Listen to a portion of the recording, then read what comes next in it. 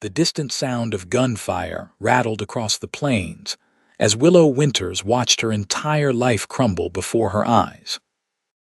It was 1876 in Redemption Creek, a small but growing settlement in the Arizona Territory, and the town council had gathered on the steps of the newly built courthouse to declare their verdict. Accused of theft, witchcraft, and other invented transgressions, Willow stood with her chin held high despite the tears threatening to spill onto her dirt-smudged cheeks.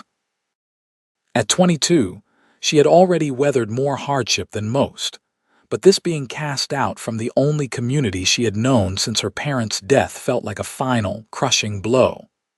"Begone by sundown," Mayor Hollister bellowed, his jowls quivering with self-righteous indignation.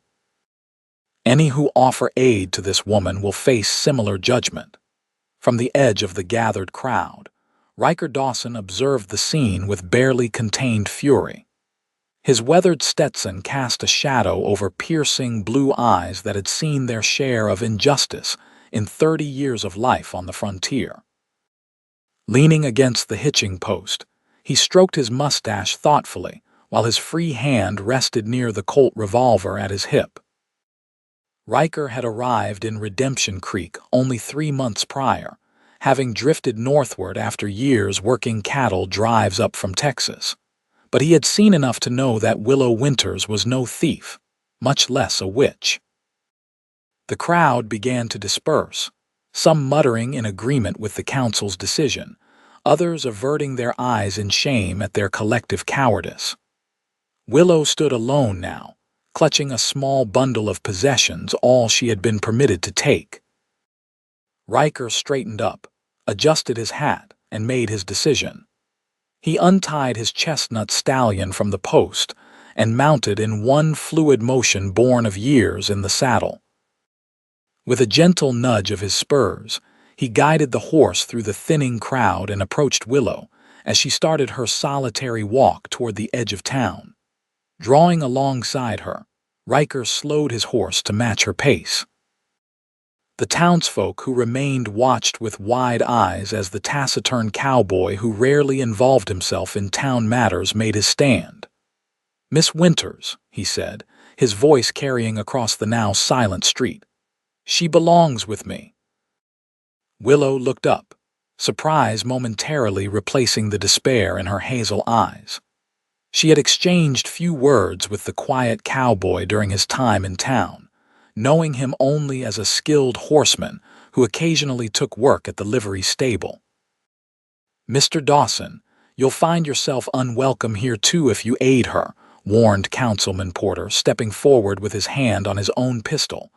Riker's gaze never left Willow's face. "Then I reckon it's time I moved on anyway." He extended his hand toward her. "What do you say, Miss Winters?" "My homestead's a day's ride north. Not much to look at, but there's shelter and safety there."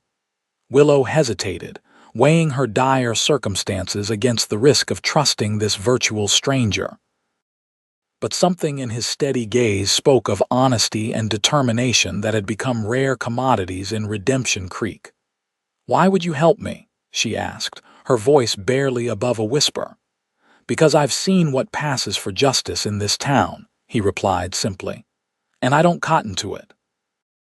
After a moment's consideration, Willow placed her small hand in his calloused one and allowed him to help her onto the horse behind him. As they rode away from Redemption Creek, the murmurs of the townspeople faded behind them, replaced by the rhythmic sound of hoofbeats and the whisper of the wind through the sage. They rode in silence for several miles, putting distance between themselves and the town.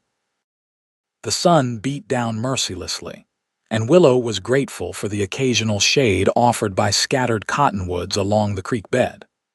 Her arms encircled Riker's waist tentatively, maintaining a respectful distance despite their physical proximity. "Thank you," she finally said, her voice carrying over the wind. "But you shouldn't have done that. You've ruined yourself in town on my account." Riker adjusted his hat slightly. "Wasn't much keeping me there anyway." Got my land grant papers last month, 160 acres up by Cottonwood Canyon. Been fixing to move out there full-time soon as I finish the cabin. And now you're taking in a stranger accused of witchcraft, Willow said with a bitter laugh. Surely not what you planned. Riker reined in his horse at a bend in the creek, allowing the animal to drink. He dismounted and offered Willow a hand down, then reached for his canteen. Those accusations were horsewash, and any fool with eyes could see it, he said, offering her water. Hollister and his cronies wanted your land since your pa died, simple as that. Found an easy way to take it with no one to stand for you. Willow drank gratefully, the cool water soothing her parched throat. How did you know about my father's land? Town ain't that big. Folk talk. Riker shrugged, scanning the horizon habitually. Your pa's claim borders what's now my northern line. Good water access, fertile soil in the valley. Hollister's been buying up everything he can since the railroad survey came through last spring. Understanding dawned on Willow's face. The railroad's coming through Redemption Creek. Not officially announced yet, but Hollister's brother-in-law works for the Pacific Railway. Information has a way of traveling faster than trains. Riker took back the canteen and secured it to his saddle. Your 40 acres might not seem like much, but it's positioned right where they'd likely want to build a depot. Willow's shoulders slumped. It doesn't matter now, they've taken it. Maybe, maybe not. Riker helped her back onto the horse. Law's still the law, even out here, you've got papers.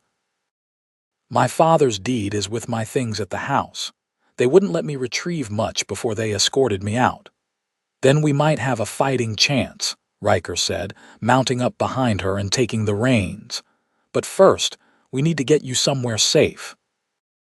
They continued riding as the afternoon stretched on, the landscape gradually changing from open prairie to rolling hills dotted with pine and juniper.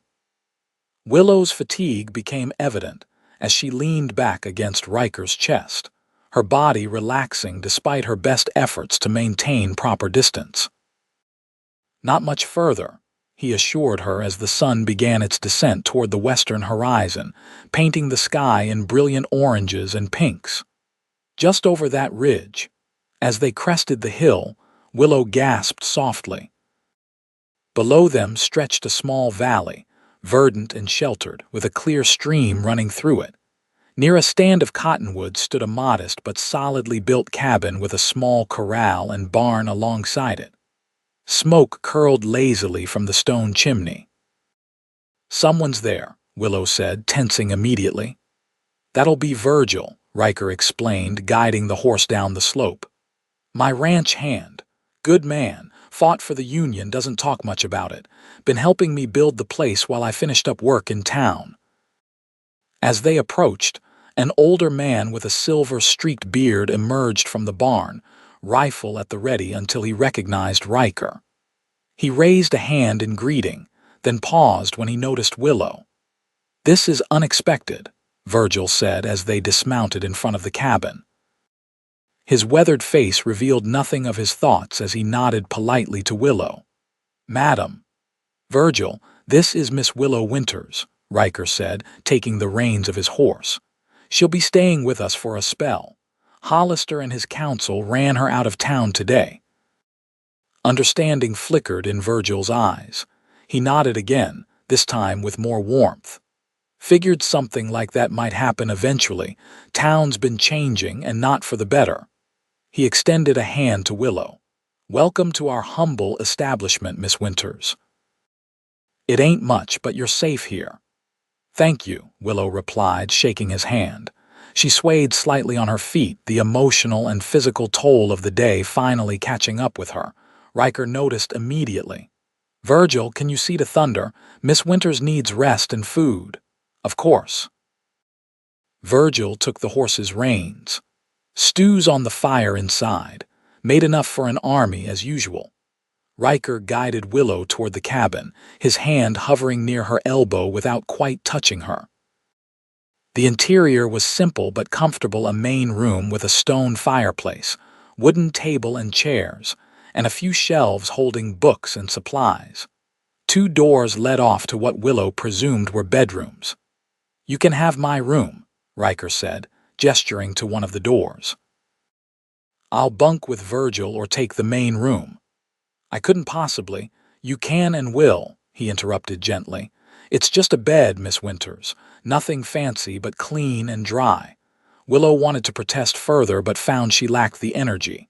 "Thank you, Mr. Dawson."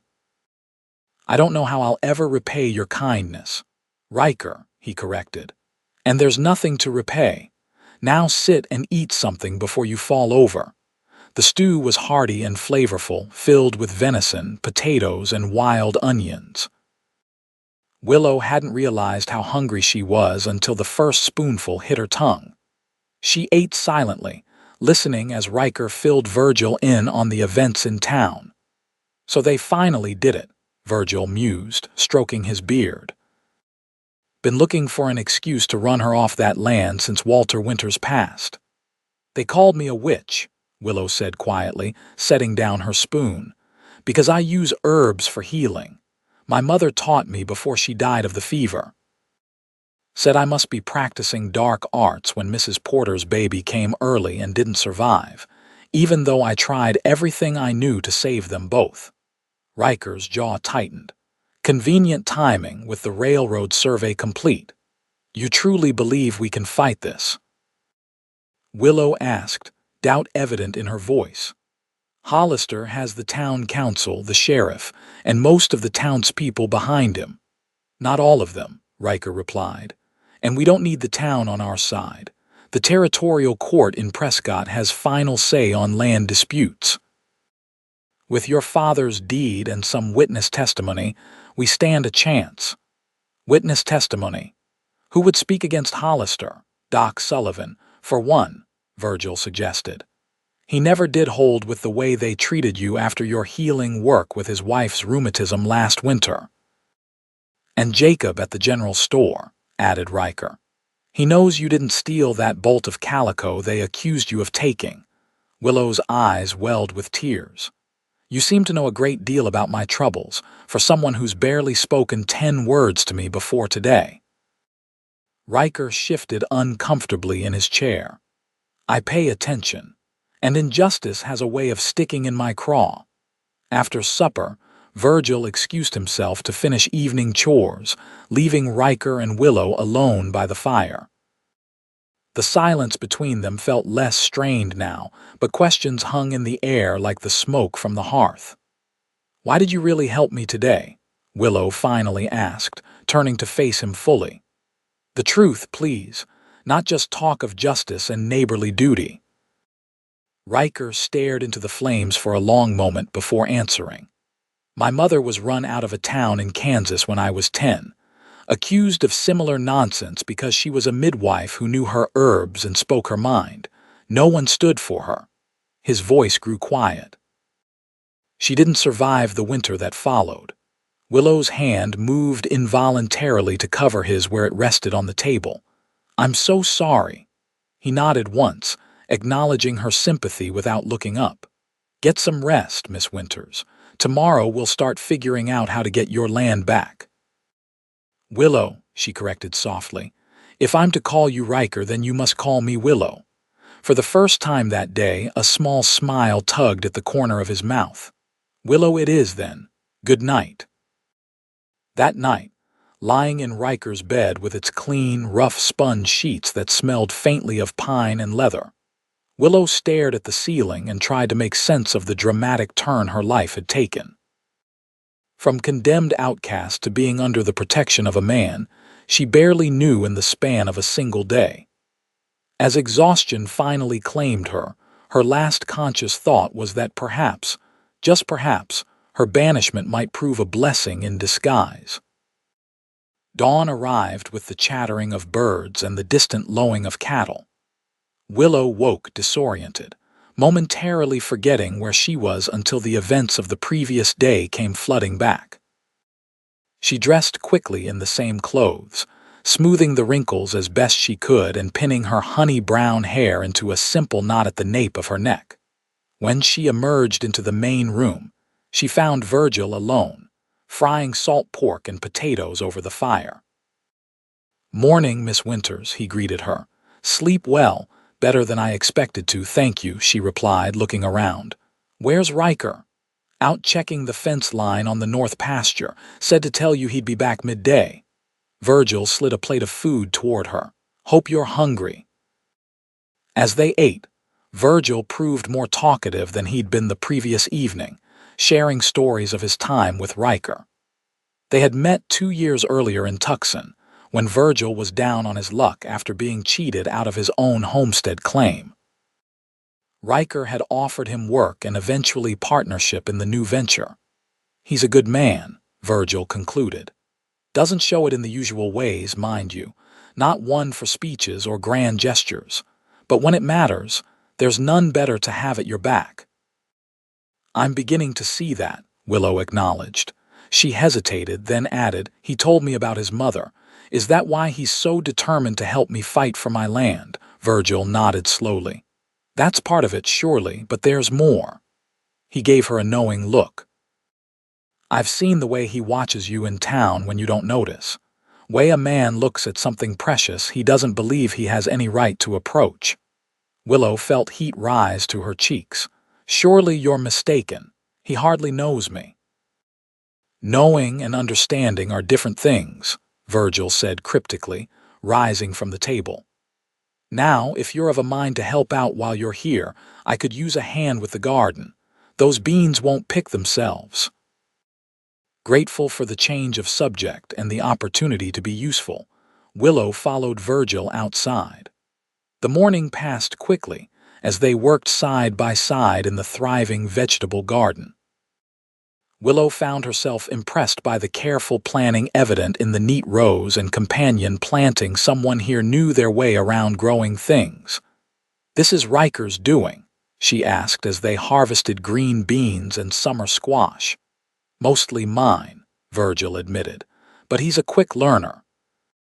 Man knows livestock better than any I've met, but plants were new to him when we started. Now he can tell when a tomato needs more water just by looking at its leaves." By midday, they had preserved several jars of beans for winter and prepared a hearty vegetable stew for the afternoon meal. Willow was washing up at the pump when the sound of hoofbeats announced Riker's return. He dismounted smoothly, leading not only his chestnut stallion but also a pretty dappled mare. Willow dried her hands on her apron and walked over, curious. "Afternoon," Riker greeted her, his eyes quickly taking in her flushed cheeks and the smudge of dirt on her forehead. "I see Virgil put you to work already." "I insisted," she replied. "I won't be a burden while I'm here." "Never thought you would be," he gestured to the mare. "This is Penny. Thought you might need a horse of your own while you're here. She's gentle but sure-footed." Willow stared at him in surprise. "Where did you get her?" "Belonged to the widow Jenkins over in Silver Springs. She's moving east to live with her daughter, selling off what she can't take." "Got her for a fair price." "I can't accept such a gift," Willow protested. "It's far too much." Riker's expression remained impassive, but something in his eyes softened. "Not a gift, just practical. Can't have you stranded here if there's need to ride out. Besides, we'll need to visit Prescott soon to file your claim dispute. It's a 3-day journey." Before Willow could respond, Virgil emerged from the cabin. "Stew's ready," he announced, "and I believe we have company coming." He nodded toward the southern ridge, where a cloud of dust indicated an approaching rider. Riker's hand instinctively moved to his sidearm as they watched the lone horseman approach. As the figure drew closer, Willow gasped in recognition. "It's Doc Sullivan," she exclaimed. "From Redemption Creek." The elderly doctor reined in his horse at the edge of the yard, removing his hat to wipe sweat from his brow. "Miss Winters, thank the Lord I found you. I've been searching since I heard what happened yesterday." Riker stepped forward. "You're welcome here, Doc, but I hope you weren't followed." "Took precautions," the doctor assured him, dismounting stiffly. "Hollister's men are watching the roads, but I know these hills better than they do. been riding them for 40 years. Over the simple but hearty meal, Doc Sullivan shared the news from town. After Riker and Willow's departure, sentiment had begun to divide. While Hollister maintained control of the council, whispers of discontent were growing, particularly after the mayor had immediately filed paperwork claiming Willow's abandoned property. "Too eager by half," Doc said, shaking his head. "Made some folks wonder what the rush was about." Then this morning, Jacob from the store started asking publicly why no one had seen the so-called stolen goods Miss Winters was accused of taking. "Is Jacob in trouble?" Willow asked worriedly. "Not yet. He's too well respected and Hollister needs his store, but he's walking a fine line." The doctor reached into his saddlebag and withdrew a leather portfolio. "The real reason I came, though, was to bring you these." He handed the portfolio to Willow. Inside were her father's land deed, some personal letters, and a small daguerreotype of her parents on their wedding day. "How did you get these?" she asked, tears welling in her eyes as she traced her mother's face in the photograph. "Jacob retrieved them from your house before Hollister's men could go through everything. Asked me to bring them to you if I found you." He looked at Riker appraisingly. "Town's saying you claimed Miss Winters belongs with you. That true?" Riker met the older man's gaze steadily. "Said what I needed to say to get her out of there safely. She's her own woman, free to go where she chooses when this is settled." Doc nodded, seemingly satisfied with the answer. "Well, I should get back before I'm missed. But I wanted you to know you have friends still in Redemption Creek, Miss Winters. When you're ready to fight for your land, you won't be doing it alone." After the doctor departed, Willow sat on the porch steps, carefully examining each document from the portfolio. Riker joined her after a while, settling beside her with a respectful distance between them. "My father filed his claim in '63, during the war," she said softly. "Came west for my mother's health. Her lungs were weak. The dry air helped her live almost 10 years longer than the doctors in Philadelphia predicted." "Your father built that house himself?" Riker asked. Willow nodded. "Every board. He was a carpenter by trade, taught himself ranching and farming as he went." She smiled at the memory. "Made plenty of mistakes that first year, but he was determined to create something lasting."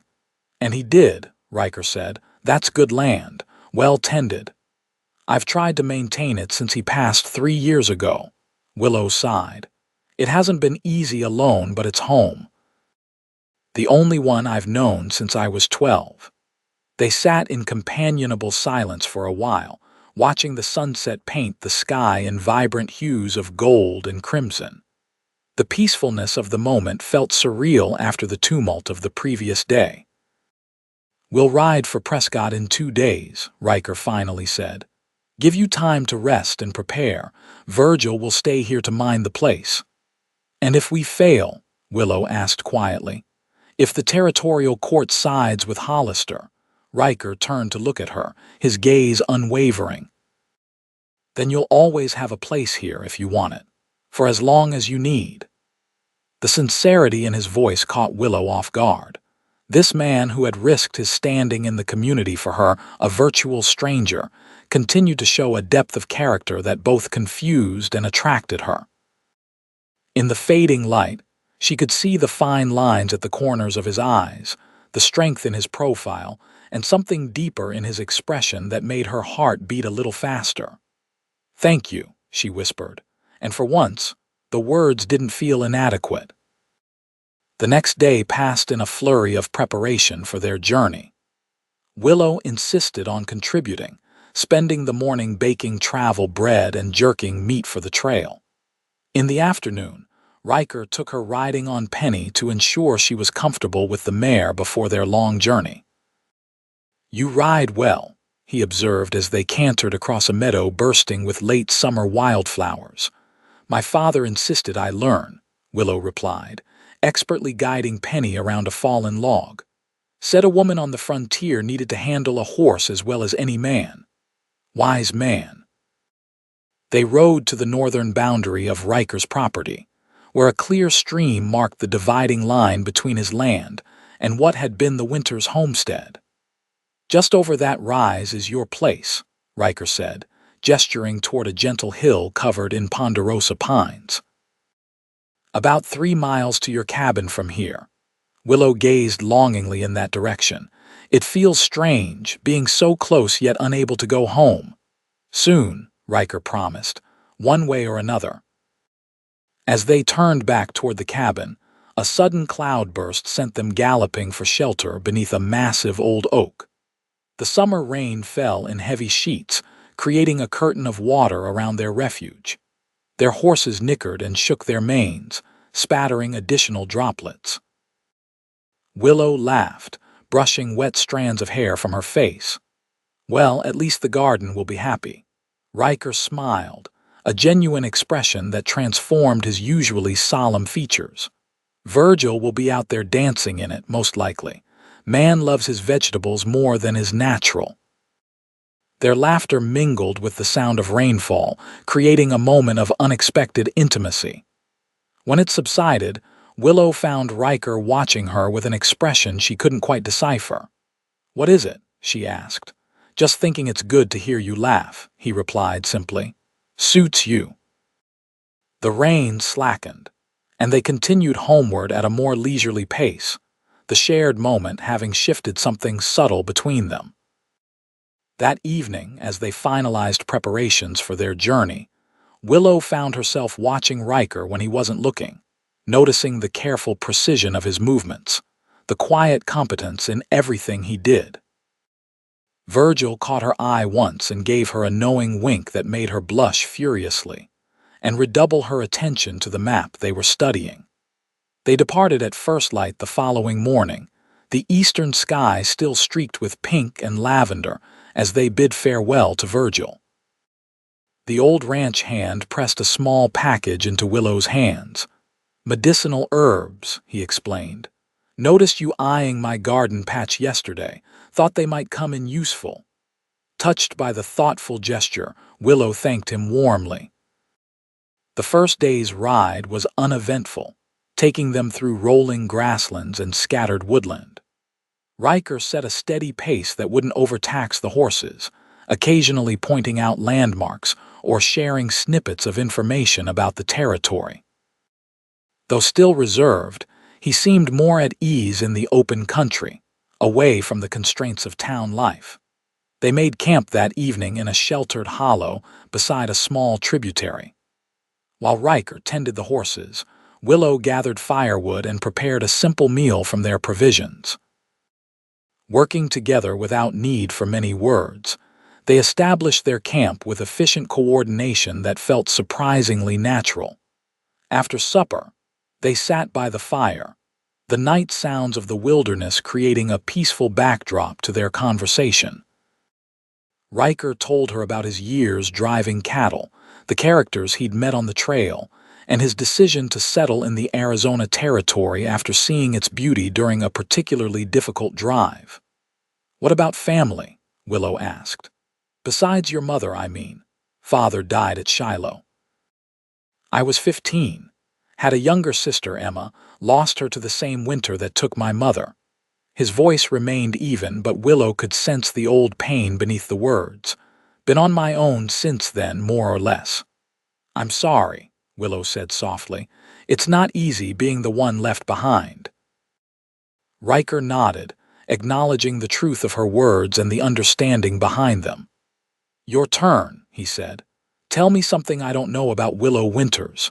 She smiled, warming to the unexpected invitation. "Let's see. I can play the piano, though I haven't had access to one in years. My mother taught me. She brought her music books west with us, probably the most impractical thing to transport, but my father never complained." "What did you play?" "Mostly hymns and folk songs. Some classical pieces too. Mozart was my favorite." Her eyes grew distant with memory. "I miss it sometimes. The way the notes would fill our little cabin, making it seem bigger somehow." "There's a piano at the church in Prescott," Riker said. "Perhaps you'll have a chance to play while we're there." Perhaps. Willow hesitated, then asked the question that had been on her mind. Riker, what will you do if we succeed? If I get my land back? He poked at the fire with a stick, sending sparks spiraling upward into the darkness. Continue building my place, I suppose. It's good having neighbors you can trust out here. We would be neighbors, she mused, testing the word and finding it simultaneously accurate and insufficient for what was developing between them. Riker looked up, meeting her gaze across the fire. Is that what you want? To go back to living alone on your homestead?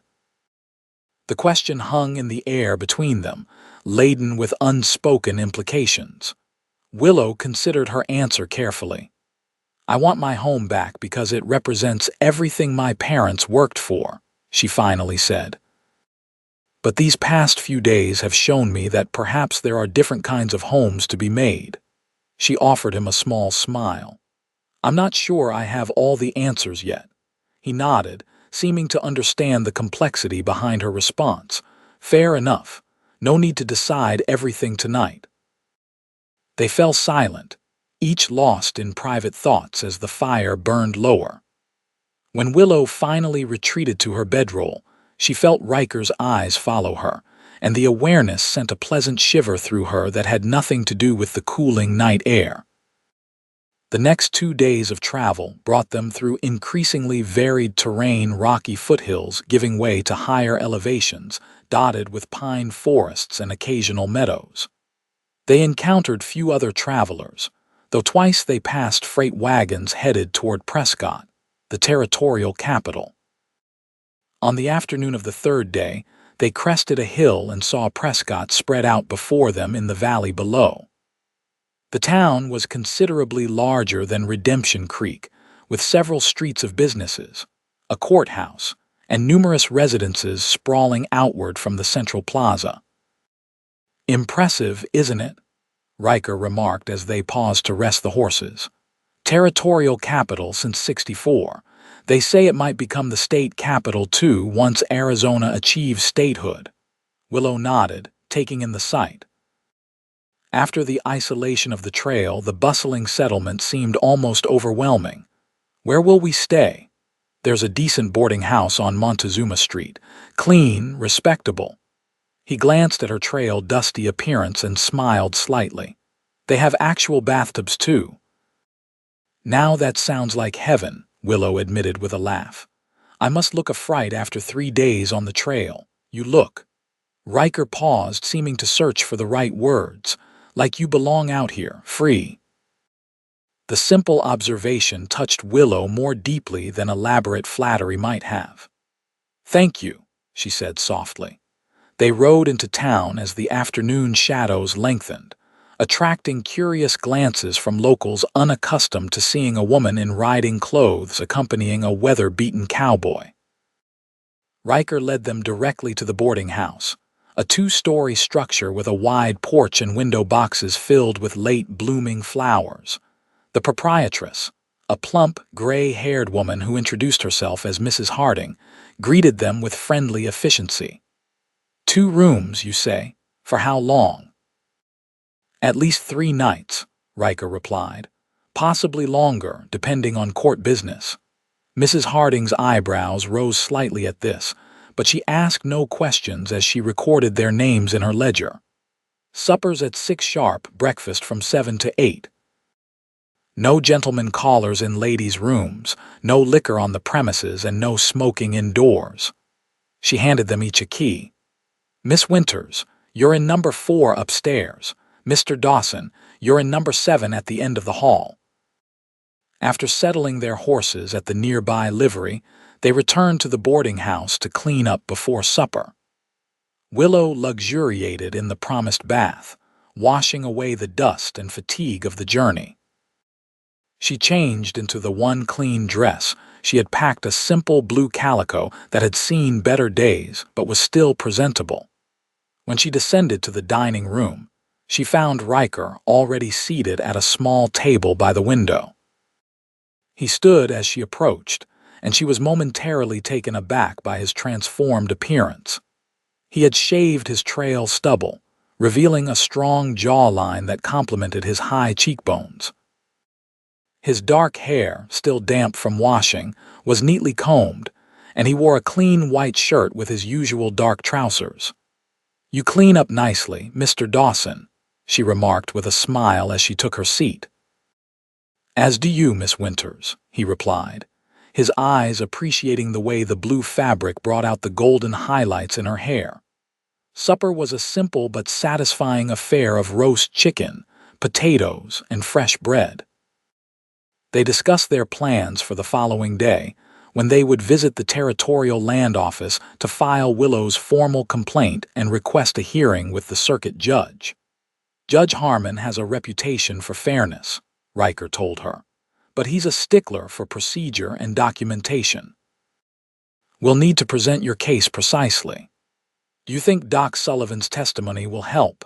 Willow asked, breaking off a piece of bread. "It would, but I doubt he can leave Redemption Creek long enough to appear in court here.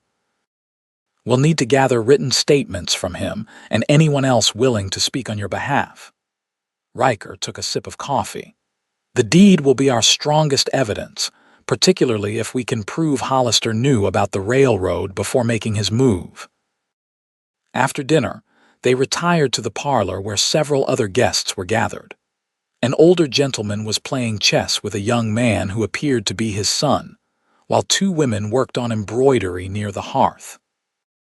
In the corner stood the piano Riker had mentioned, a modest upright that had seen better days but appeared well maintained. Catching the direction of Willow's gaze, Riker nodded encouragingly. "Why not try it? Mrs. Harding mentioned earlier that guests are welcome to play." After a moment's hesitation, Willow approached the instrument, running her fingers lightly over the keys without pressing them. Then, taking a deep breath, she sat on the bench and began to play a gentle rendition of "Beautiful Dreamer." The sweet, familiar melody filled the parlor, drawing appreciative glances from the other guests. As the final notes faded, soft applause broke out. Emboldened, Willow continued with several more pieces: a Bach minuet, a simplified Mozart sonata, and finally, a folk tune her mother had loved. When she finally rose from the piano, she found Riker watching her with an expression of undisguised admiration. "That was beautiful," he said quietly as she rejoined him. "You play with real feeling." "Thank you," she replied, suddenly shy under his intense gaze. It felt wonderful to play again after so long. They sat together in comfortable silence for a while, listening to the conversations around them and enjoying the simple pleasure of being clean, well-fed, and safe after their journey. When Willow finally excused herself to retire for the night, Riker walked her to the base of the stairs. "Sleep well," he said. "Tomorrow will be a full day." "You too," she replied. For a moment, she thought he might take her hand or make some other gesture, but he simply nodded and stepped back, allowing her to ascend the stairs alone. In her room, Willow stood by the window, looking out at the lamplit streets of Prescott. So much had changed in such a short time. Less than a week ago, she had been living alone on her homestead, managing as best she could and enduring the growing hostility from Hollister and his allies. Now, she was in Prescott with a man who had upended his own life to help her fight for justice. And somewhere along the dusty trail between Redemption Creek and Prescott, she had begun to feel something for Riker Dawson that went beyond gratitude, something that both excited and frightened her with its intensity and newness. As she prepared for bed, Willow wondered if Riker felt it too, this growing connection between them. Sometimes, she caught him looking at her with an expression that suggested he did, but his reserved nature made it difficult to be certain. Perhaps tomorrow would bring more clarity, along with their first steps toward reclaiming her land. Morning brought a clear sky and renewed determination. After breakfast, Riker and Willow made their way to the Territorial Land Office, a sturdy brick building adjacent to the courthouse. Inside, they were directed to a clerk who examined Willow's deed with professional interest.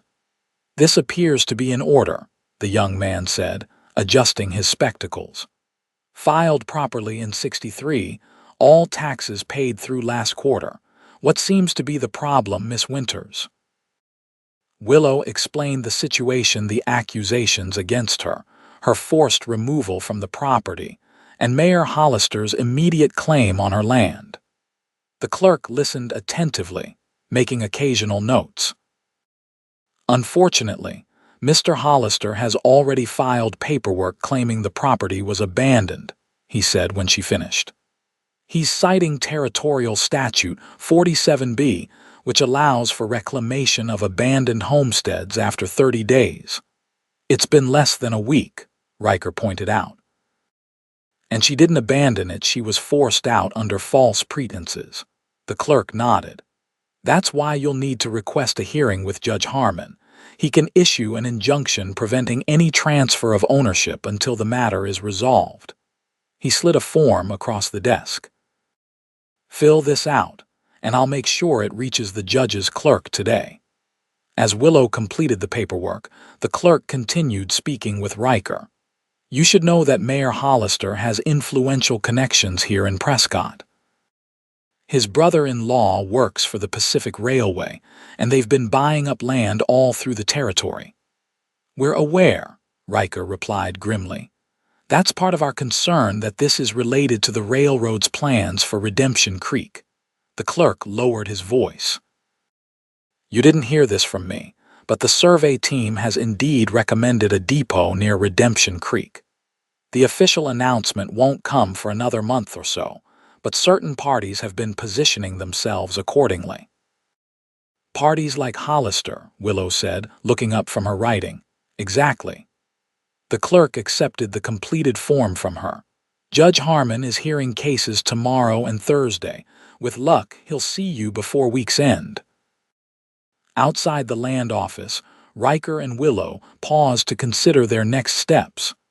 We should visit the newspaper office, Riker suggested. The Prescott Courier might have information about the railroad plans that could help our case. The newspaper editor, a sharp-eyed woman named Mrs. Alina Burke, received them with professional courtesy that warmed considerably when she learned the nature of their visit. Hollister and his ilk have been pulling these tactics all across the territory, she said indignantly, shuffling through a stack of back issues. Here, 3 similar cases in the past year alone. Small landowners forced out on trumped-up charges, their property snapped up by speculators with railroad connections. Were any of those landowners able to reclaim their property? Willow asked anxiously. One was, Mrs. Burke replied, handing them a newspaper from 4 months prior. A rancher near Flagstaff. Judge Harmon ruled in his favor when evidence emerged that the town council had conspired to drive him off his land.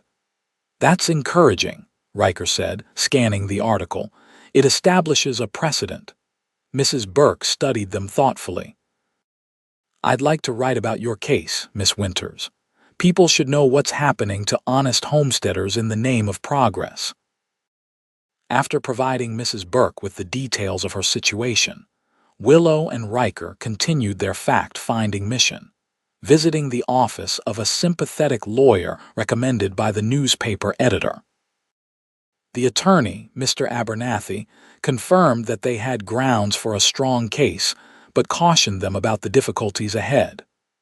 Hollister will have legal representation, likely someone retained by the railroad, he warned. They'll try to discredit you personally, Miss Winters. Those witchcraft accusations weren't just to scare the townspeople, they were laying groundwork for arguing that you're unfit to maintain your claim. That's outrageous, Riker said, his voice tight with anger. But not unexpected, Mr. Abernathy replied calmly. I've seen these tactics before. The key will be establishing that these accusations arose only after the railroad survey and demonstrating your prior good standing in the community. By late afternoon, they had gathered considerable information and secured Mr. Abernathy's services for their hearing. As they walked back toward the boarding house, Willow felt simultaneously encouraged and overwhelmed. "You think we truly have a chance?" she asked Riker as they passed the town square. "I do," he replied with quiet confidence. "The facts are on our side, and Judge Harmon has shown he won't be swayed by railroad interests alone." Willow nodded, drawing strength from his certainty. As they continued walking, she impulsively slipped her arm through his. Riker glanced down at her in surprise but made no move to pull away. Instead, he adjusted his pace to match hers, and they walked in companionable silence back to their lodgings. That evening after supper, a message arrived from the courthouse. Judge Harmon would hear their case the following afternoon at 2 o'clock. The news brought both relief and anxiety. Tomorrow they would face the first real test in their fight to reclaim Willow's home. Unable to settle, Willow suggested a walk to calm her nerves. Riker readily agreed, and they strolled through Prescott's streets as twilight descended. The town was lively at this hour, with saloons doing brisk business and families enjoying the cooler evening air on their porches. They found themselves at the edge of town, where a small rise offered a view of the surrounding countryside. In the fading light, the landscape stretched out before them, rolling hills, pine forests, and the distant mountains painted in shades of purple and blue. "It's beautiful," Willow said softly. "It is," Riker agreed, though when she glanced up, she found him looking not at the vista but at her. The realization sent warmth spreading through her chest. Acting on impulse, she reached for his hand, twining her fingers with his. His palm was calloused but warm against hers, and after a moment's hesitation, he returned the gentle pressure. "Whatever happens tomorrow," she said, "I want you to know how grateful I am, not just for your help with the land, but for believing in me when no one else did." Riker turned to face her fully, still holding her hand. "It's not just about belief, Willow. It's about what's right." He paused, seeming to struggle with his next words. "And it's about what I've come to feel for you." Her heart quickened at his admission. "What have you come to feel?" "More than I expected," he said quietly. "More than I've felt for anyone in a very long time." In the gathering dusk, with the town lights beginning to twinkle below them, Willow felt a sense of rightness settle over her. She stepped closer to him, tilting her face upward. "I feel it too," she whispered. Riker's free hand came up to gently cup her cheek, his thumb tracing a feather-light path along her jawline. Then, with exquisite tenderness, he lowered his lips to hers in a kiss that spoke of restrained passion and deepening affection. When they finally broke apart, Willow remained within the circle of his arms, her head resting against his chest where she could hear the steady, reassuring beat of his heart. They stood that way for several minutes, neither feeling the need to speak, simply absorbing the significance of the moment and the shift in their relationship it represented. Eventually, they walked back to the boarding house, hands still intertwined, each lost in private thoughts yet profoundly aware of the other. At the foot of the stairs, Riker kissed her once more, a gentle goodnight that carried the promise of more to come. "Rest well," he said. "Tomorrow we fight." Willow nodded, reluctant to break the connection between them, but knowing they both needed clear heads for the hearing. "Good night, Riker," she replied softly, before ascending the stairs to her room. That night, despite her anxiety about the hearing, Willow slept more peacefully than she had in weeks, comforted by the knowledge that whatever challenges lay ahead, she would face them with Riker by her side. The territorial courthouse was an imposing structure of red brick, with white columns flanking its entrance. Inside, the high-ceilinged courtroom smelled of polish and paper, with rows of wooden benches facing the judge's elevated desk. As 2 o'clock approached, the room began to fill with spectators, some drawn by genuine interest in the case, others merely seeking entertainment on a slow afternoon. Willow sat beside Riker at the plaintiff's table. wearing her best dress, a dark green cotton with modest lace trim that she had purchased in Prescott the previous morning. She had pinned her hair in a neat chignon, wanting to present herself as the respectable homesteader she was, rather than the wild witch Hollister had portrayed her as. Mr. Abernathy joined them moments before the bailiff called the court to order, bringing several documents he had prepared overnight.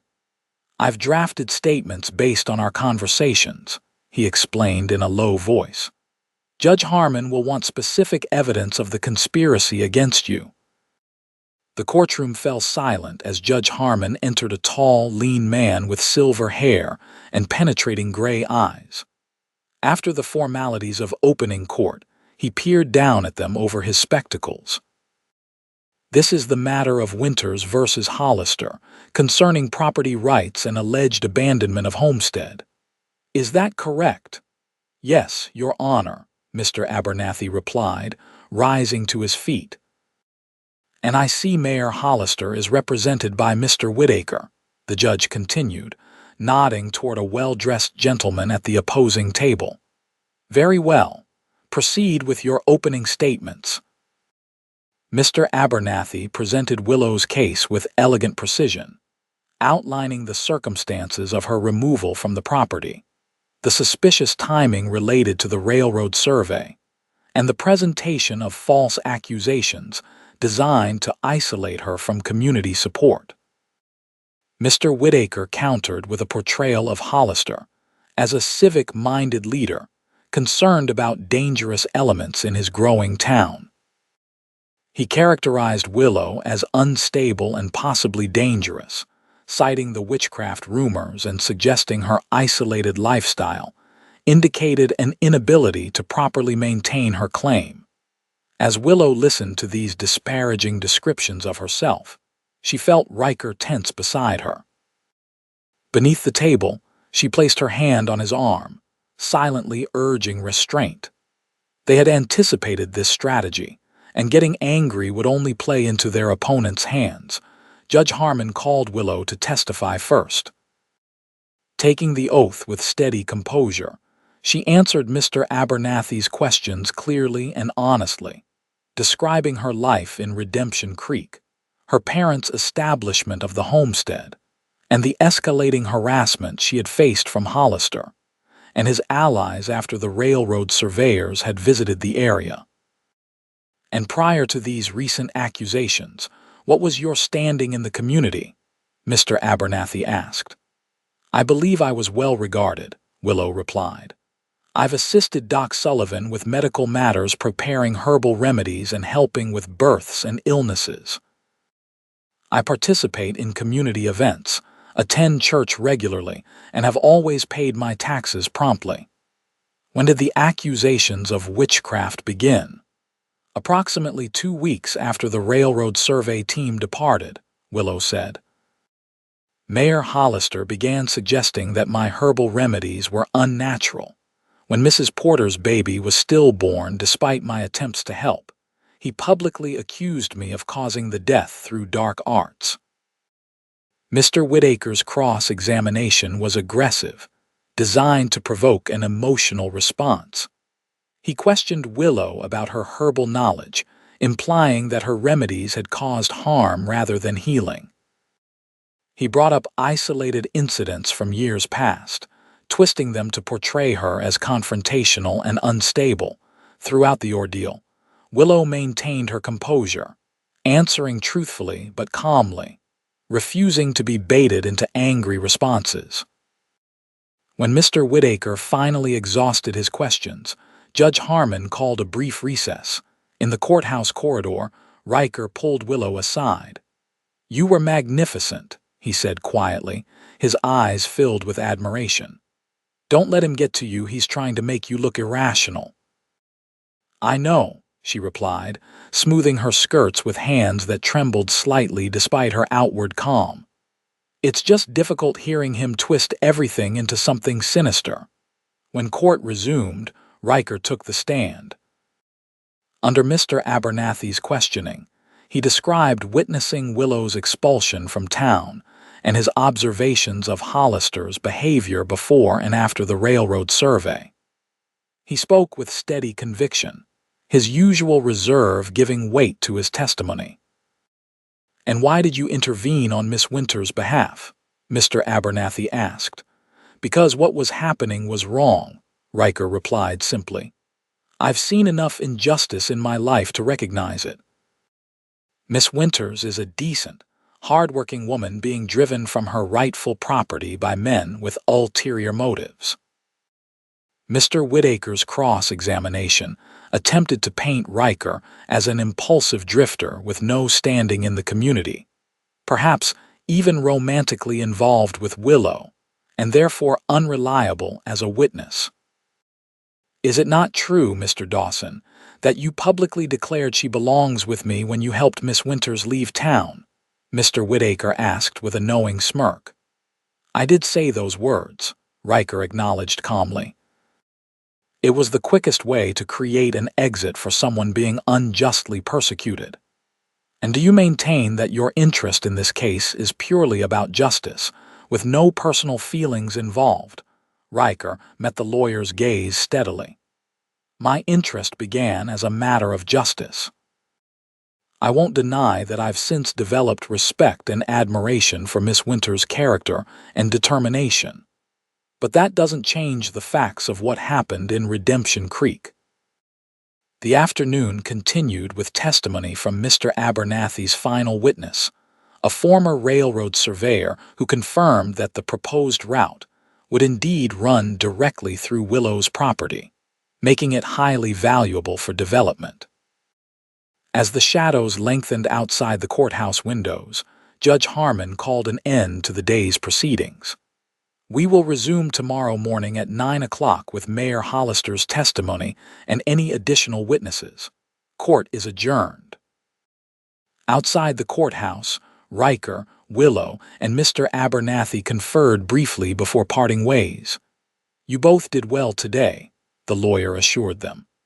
"Judge Harmon was paying close attention to the timeline of events, which works in our favor.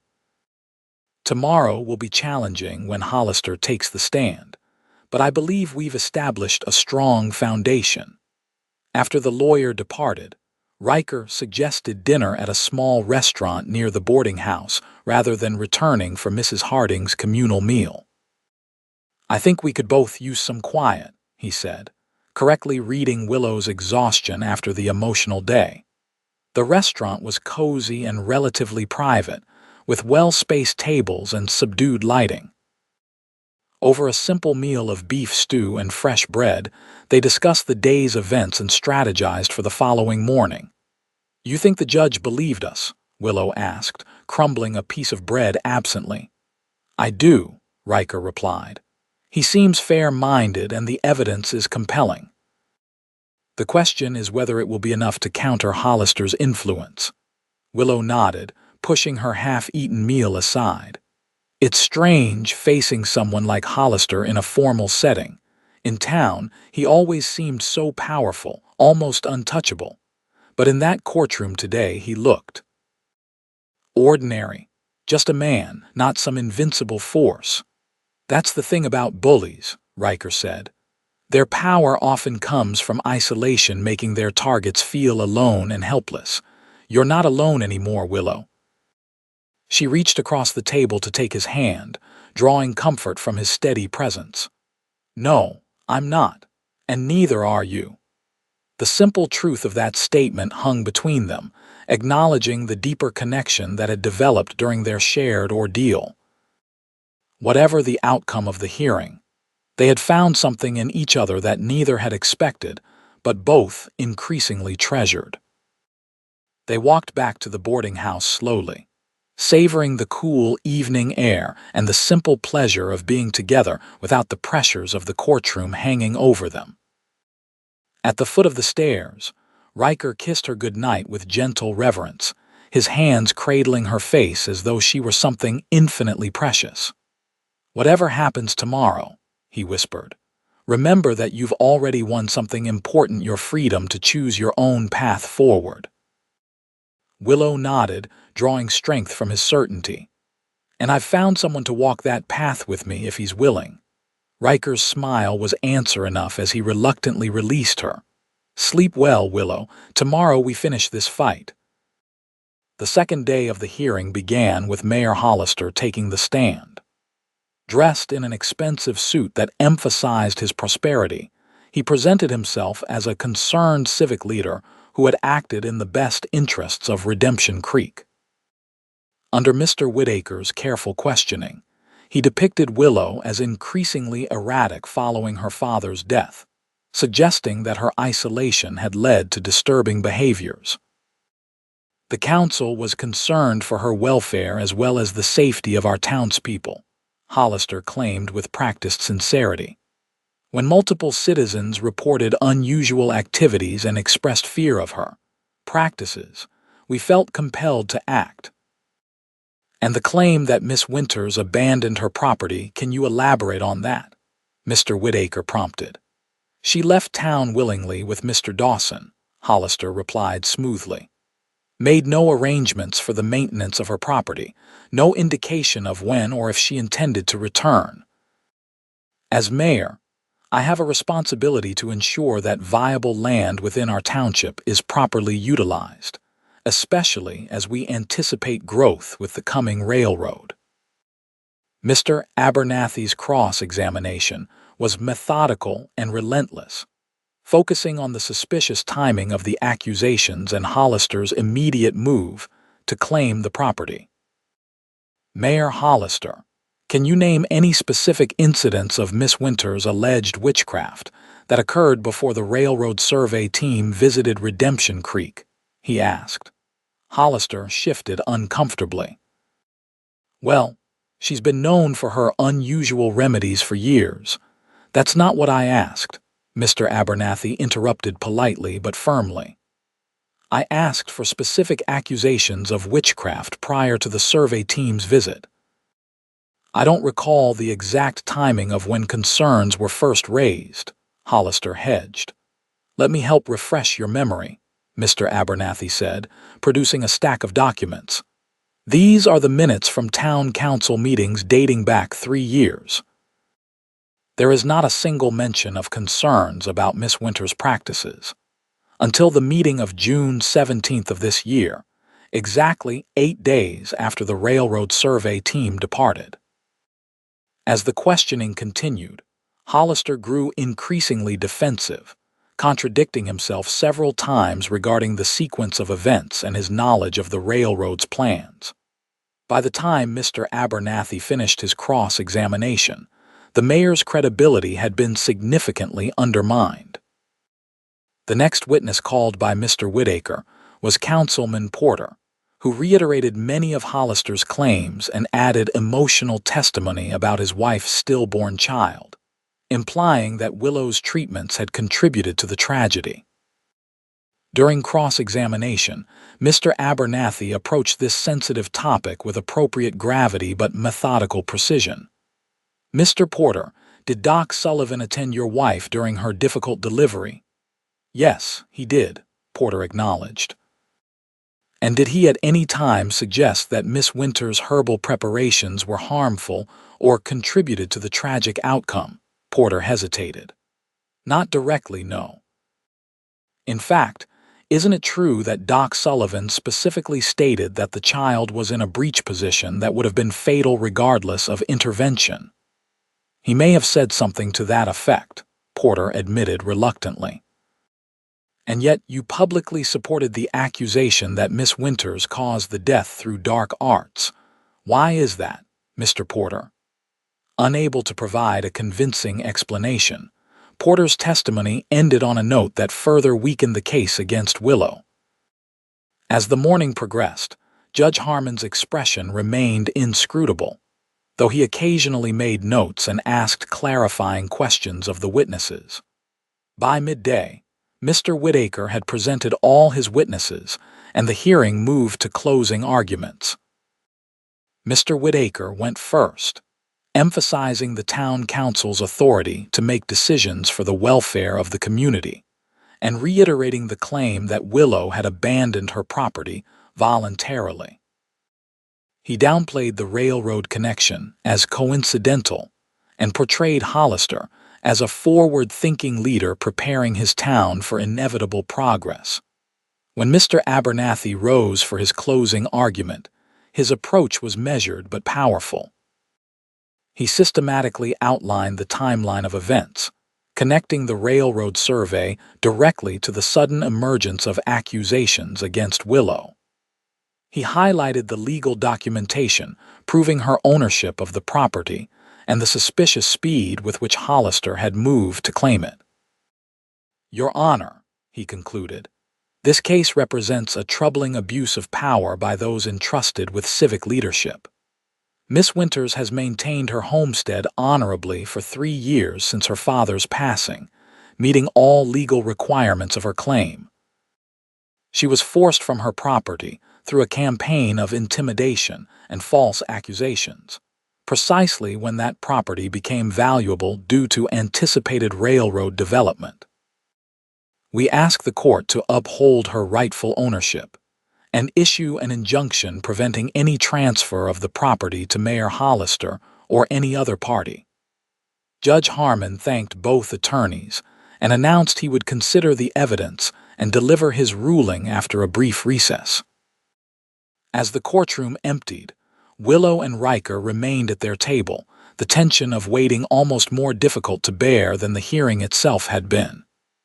"You did everything possible," Riker assured her, his hand covering hers where it rested on the table. "Mr. Abernathy presented our case perfectly." Willow nodded, unable to fully articulate the swirl of emotions inside her. After all that had happened, the decision now rested in the hands of a man who had no personal stake in the outcome, who would judge based on law and evidence rather than community pressures or personal vendettas. When Judge Harmon returned to the bench 30 minutes later, the courtroom had refilled with spectators eager to hear the outcome. The judge settled himself deliberately, arranging his papers before looking up to address the court. "Having considered the evidence and testimony presented in this matter, I am prepared to render my decision," he began, his voice carrying clearly through the hushed room. "The question before this court is whether Miss Willow Winters voluntarily abandoned her properly registered homestead claim, thereby forfeiting her rights to the property, or whether she was improperly forced from said property through coercion and false accusations." He paused, glancing down at his notes before continuing. "The evidence clearly establishes that Miss Winters has maintained continuous residence on her claim since inheriting it from her father 3 years ago. She has met all legal requirements, including payment of taxes and improvements to the property.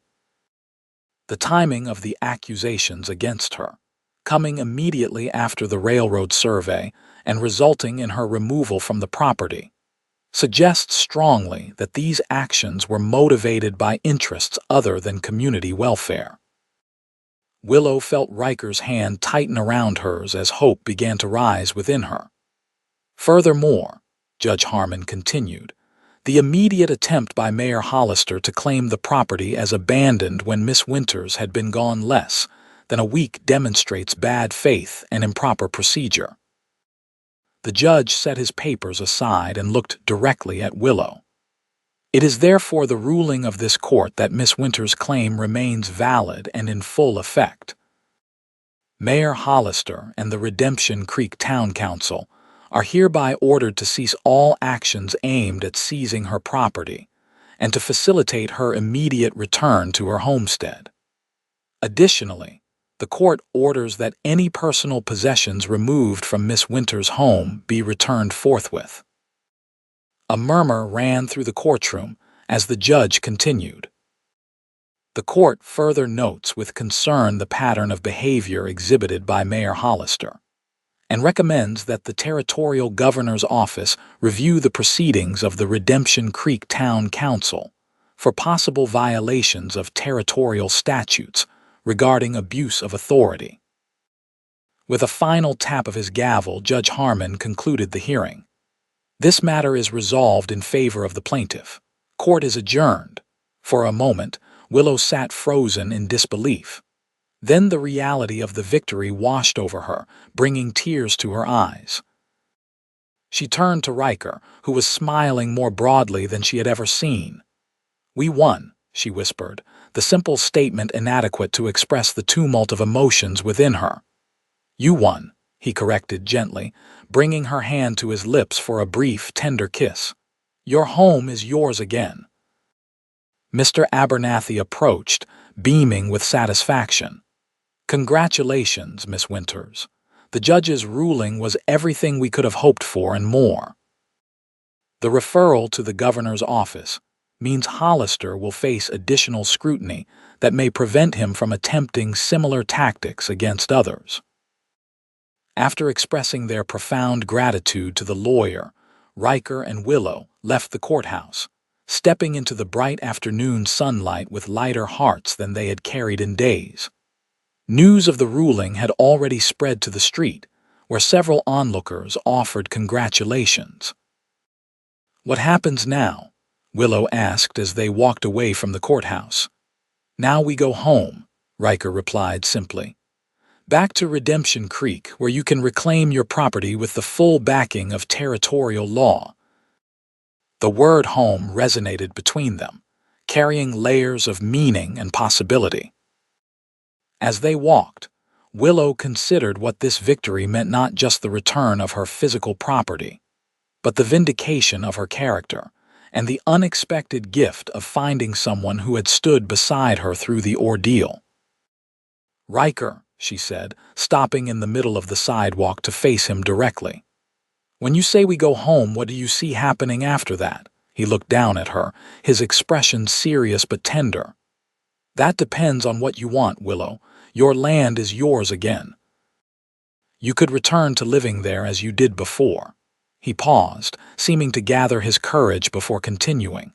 "Or, if you were of a mind to consider it, there might be other arrangements that would suit us both." "What kind of arrangements?" she asked, though the warmth in his eyes gave her a clear indication of his meaning.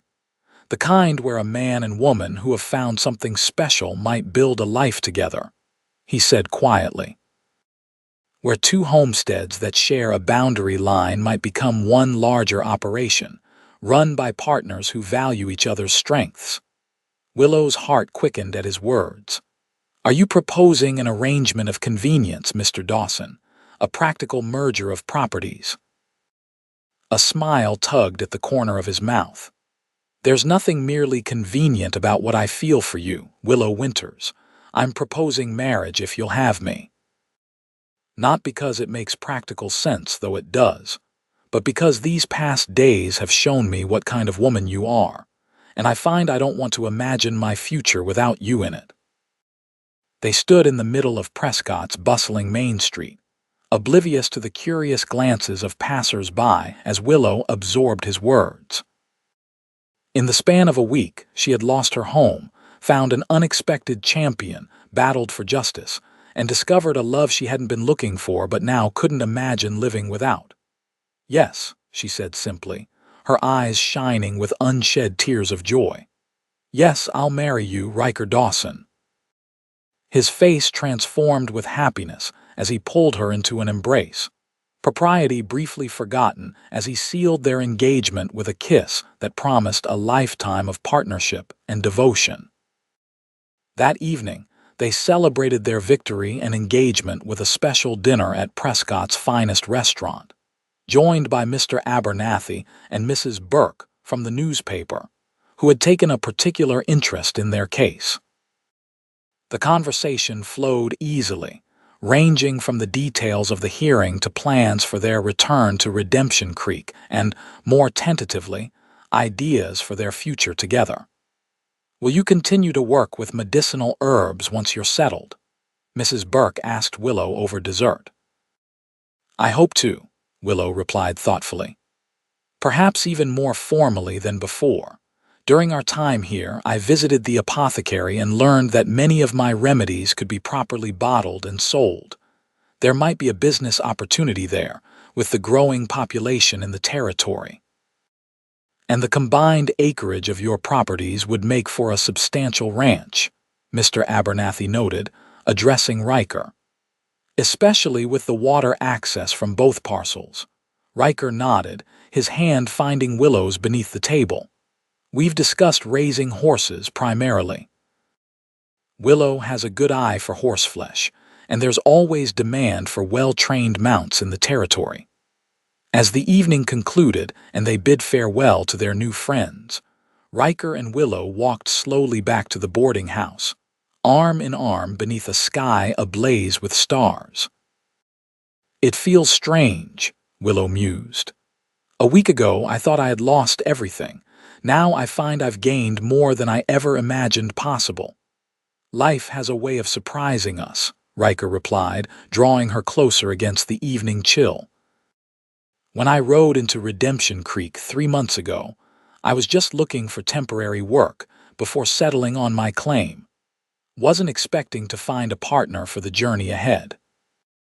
When you rode up beside me that day and said I belonged with you, did you have any idea then what would happen between us? Willow asked, curious about the moment that had changed both their lives. Riker considered the question seriously. Not specifically, no. I just knew I couldn't stand by and watch an injustice happen without doing something about it. He smiled down at her. But I will admit, I'd noticed you around town before that. The way you carried yourself with quiet dignity despite the whispers. The kindness you showed to old Mrs. Mitchell when no one else would help her after her fall. You noticed all that? Willow asked, surprised by his observations. I notice things, he said simply. Especially things worth noticing. At the boarding house, they reluctantly parted for the night, both aware of the propriety expected under Mrs. Harding's roof. Their journey home would begin the following morning, with plans to reach Riker's homestead within 3 days, and then proceed to Redemption Creek to reclaim Willow's property with the court order in hand. The return journey felt entirely different from their trip to Prescott, where before they had been focused on the uncertain legal battle ahead. Now they rode with the confidence of victory and the shared anticipation of their future together. They talked more freely, sharing stories of their pasts and dreams for what they might build together. On the second night of their journey, camped beside a small stream under a canopy of stars, Riker surprised Willow by producing a small box from his saddlebag. Wanted to make it official, he said, opening the box to reveal a delicate silver ring set with a small but brilliant sapphire. Belonged to my mother. One of the few things I kept after she passed. Always thought I'd give it to my wife someday if I was fortunate enough to find the right woman. Tears welled in Willow's eyes as he slipped the ring onto her finger. It fit perfectly, the deep blue stone catching the firelight with each movement of her hand. It's beautiful, she whispered, overwhelmed by the gesture and the history behind it. She would have liked you, Riker said softly. Strong, kind, not afraid to stand your ground when it matters. They sealed the moment with a kiss that began gently, but deepened with the acknowledgement of their growing desire for each other. When they finally pulled apart, both breathless, Riker rested his forehead against hers. 3 more weeks, he murmured. Then you'll be Mrs. Dawson, and we won't have to say goodnight apart anymore. The thought sent a pleasant shiver through Willow. 3 weeks, she agreed, though I confess it feels like an eternity right now. He chuckled, pressing a final kiss to her forehead before moving back to his own bedroll across the fire. Worth waiting for, he said simply.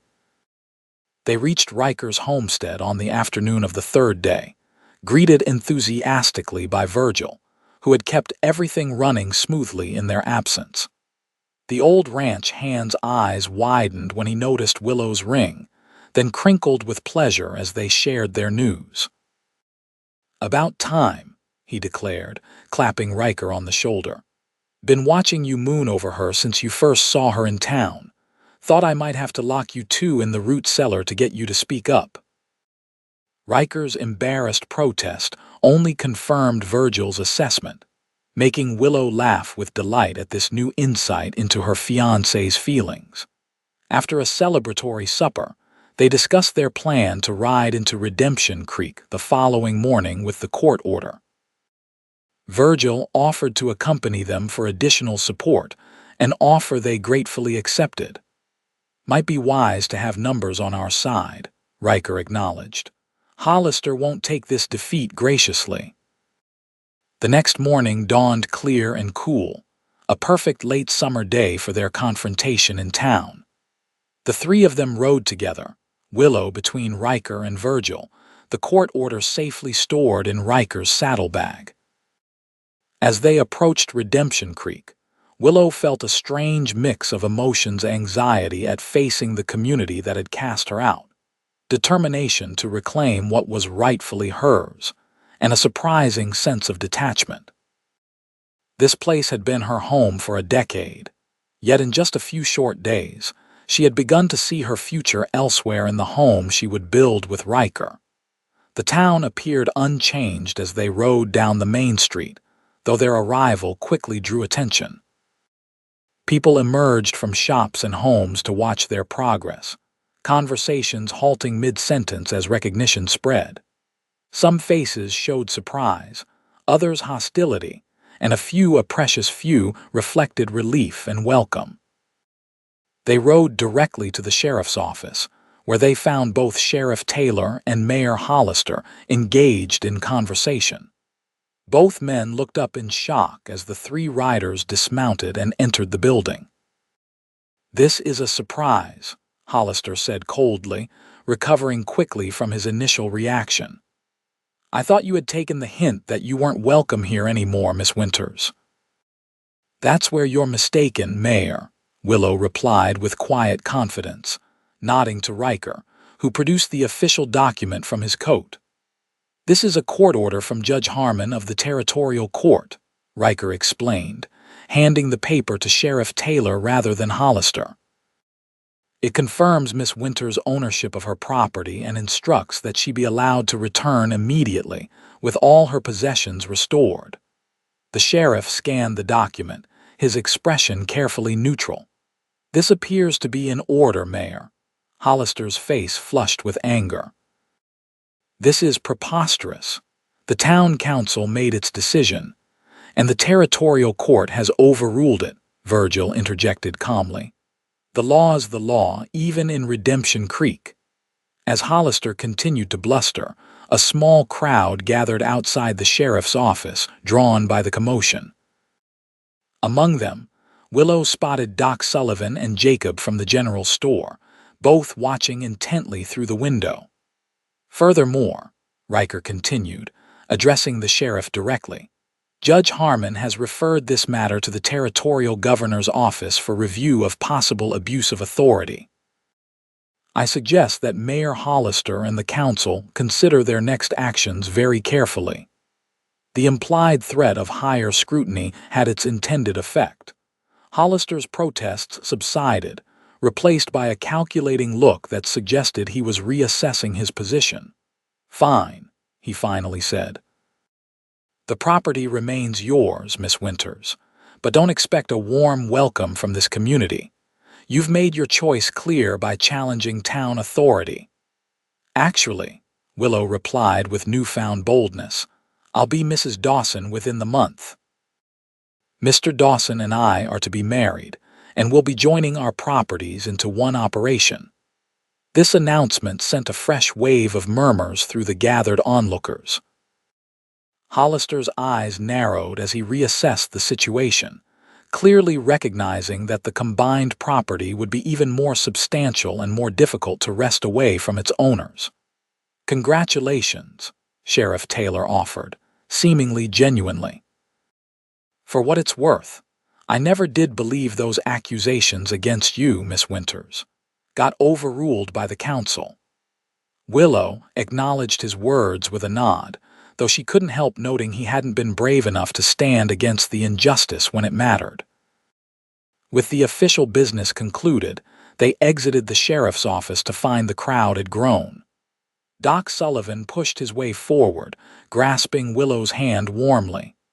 "Welcome back, my dear. You've been sorely missed, especially by my patients who prefer your remedies to my medicines." Jacob approached next, offering congratulations on both their engagement and their legal victory. "Your father would be proud," he told Willow. "He never backed down from a fight either." As more townspeople came forward, some to welcome Willow back, others simply curious about the developments, it became clear that the community was divided in its response. Some, like Hollister and his closest allies, remained hostile. Others seemed relieved that justice had prevailed, while many appeared simply willing to accept the territorial court's decision and move forward. By late afternoon, Willow had reclaimed her cabin with Riker and Virgil's help. Though some smaller items had disappeared during her absence, the structure itself and most of her possessions remained intact. Walking through the familiar rooms, Willow felt a strange mixture of homecoming and farewell. This place held memories of her parents and her childhood, yet her future lay in creating a new home with Riker. "What are you thinking?" Riker asked softly, finding her standing in the doorway of her parents' old bedroom, lost in thought. "That endings and beginnings are often the same moment, viewed differently," she replied, turning to face him. "This was my sanctuary for so long. Now it feels like a stopping place on the way to somewhere else." He nodded, understanding without need for further explanation. "We don't have to decide everything today. Take whatever time you need here." "No," Willow said with sudden clarity. "I know what I want. We'll maintain both properties, but our home will be the one we build together on your land, our land. This place can serve as a clinic, perhaps, where I can work with my herbs and healing." Riker smiled, drawing her into his arms. "I like that plan, practical and forward-looking, just like you." The 3 weeks leading to their wedding passed in a whirlwind of activity. News of their engagement spread throughout the area, eliciting a variety of responses. Some in Redemption Creek remained cold, influenced by Hollister's continued resentment, but many others embraced the couple's happiness and the opportunity it presented to heal the community's divisions. Preparations for the wedding brought Willow back into town regularly, as she ordered fabric for a new dress, arranged for the church service with the minister, and gradually re-established her place in the community. Each visit became easier as people adjusted to the new reality, and the more outrageous accusations faded into memory. Meanwhile, at Riker's homestead, soon to be their shared home, they worked together to prepare for their married life. Willow added feminine touches to the cabin interior while maintaining its practical functionality. They expanded the garden, built additional shelving for her books and medicinal supplies, and began planning for future improvements that would accommodate their growing operation. Through it all, their bond deepened beyond the initial attraction and mutual respect that had drawn them together. They discovered complementary strengths and weaknesses, learned each other's habits and preferences, and found joy in building something together that neither could have created alone. The wedding took place on a perfect autumn day, with the aspen trees glowing golden against the deep blue sky. The small church in Redemption Creek was filled with well-wishers: Doc Sullivan, Jacob and his family, several patients whom Willow had helped over the years, neighbors from surrounding homesteads, and even a few town council members who had quietly broken ranks with Hollister. Virgil stood as Riker's best man, beaming with pride as he watched the quiet cowboy he had come to consider family take this momentous step. Mrs. Burke had traveled from Prescott to attend, along with Mr. Abernathy and several others who had supported their legal battle. As Willow walked down the aisle in her simple but elegant ivory dress, her eyes locked with Riker's, and the certainty of their choice radiated between them. The minister's words washed over them promises of love, honor, and faithfulness that they had already begun to demonstrate through their actions. When Riker slipped the gold band alongside his mother's sapphire ring on Willow's finger, his usually steady hands trembled slightly with the significance of the moment. And when they sealed their vows with a kiss, the church erupted in genuine applause and celebration. The reception that followed at the town hall represented a turning point for Redemption Creek itself. As the community gathered to celebrate the union, old grievances began to fade in the face of new beginnings. Music, dancing, and shared food created bonds that transcended the recent conflicts. Even Mayor Hollister made a brief appearance, offering stiffly formal congratulations before departing early. As evening fell and lanterns were lit around the hall, Riker drew Willow outside for a moment of quiet amid the festivities. In the cool autumn air, beneath a sky scattered with early stars, he held her close. "Happy Mrs. Dawson?" he asked, still savoring the sound of her new name. "More than I ever thought possible," she replied, reaching up to trace the beloved contours of his face. "Do you remember what you said that day when you rode up beside me as they cast me out? She belongs with me," he quoted softly. Truer words were never spoken, though I didn't fully understand them at the time. "Nor did I," Willow admitted, "but I'm grateful every day that you said them." Their kiss beneath the stars sealed not just their wedding day, but the remarkable journey that had brought them together, a journey that had begun with injustice and hardship, but had led to love, partnership, and the promise of a future neither could have imagined alone. 5 years later, Willow stood on the porch of their expanded home, watching as Riker taught their 3-year-old son, Walter, to sit astride his first pony. Their daughter, Emma, just 1 year old, babbled happily in her arms, reaching toward her father and brother with eager hands. The homestead had flourished under their joint care.